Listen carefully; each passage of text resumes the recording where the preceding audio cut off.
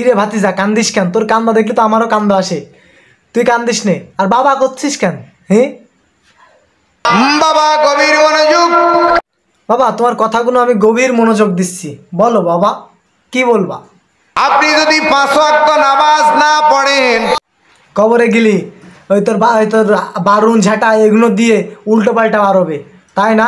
নামাজ না পড়লে তো এগুলোই করে, শুনেছি।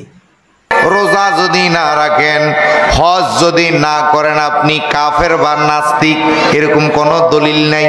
কিরে বাবা তুই এই উল্টো পাল্টা দলিল কোনটা দিচ্ছিস বাবা? হ্যাঁ এই উল্টো পাল্টা দলিল দিচ্ছিস কেন বাপ? তুই তাই কত বাবা? হ্যাঁ যে তুই তো আমি এতদিন নামাজ পড়েছি করেছি যেগুলো তাহলে তো সব আমার ইয়ে যাবে বাবা, তুই এসব উল্টো পাল্টা দলিল কোনে পাইছিস? একটু শিখই দে বাবা আমারে, এরম ফাও দলিল দিস কেন বাবা? তুই তো কাফের হয়ে গেছিস রে বাবা। তোর কোন বাবা শিখাইছে? তোর কি ন্যাংটা বাবা, না খাজা বাবা, না মাইজ ভান্ডারি, না দরবার শরীফের কোন বাবা শিখাইছে বাবা তোর এইসব উল্টো পাল্টা ফতুয়া দিয়া? এরকম কোনো আপনি নামাজ পড়েন না, কোরআনে এমন কোনো দলিল নাই, আপনি নাস্তিক। কি কইস বাবা তুই?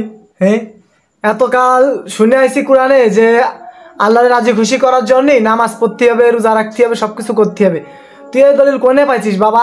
তুই এই দেখ এই লাঠি দিয়ে তোর এরাম পিটবো, তোর পুঙা পুঙা লাল করে ফেলে দেবো, তোর পুটকি লাল। কোনোদিন ডায়লগ শুনেছিস? সেই ডায়লগ শুনে দেবো তোরে, তোর মুখ দিয়ে বেরোবে এই কথা।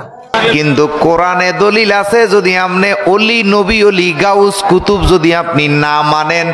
কোরআনে দলিল আছে যে কোরআনের বিরুদ্ধে, আল্লাহর বিরুদ্ধে যে কথা বলবে তারে ভীম মারতে হবে, যদি মাইরে ফেলে দিতে হবে, মাইরে পায়খানা করে ফেলে দিতে হবে, মরার আগে যেন পায়খানা করে।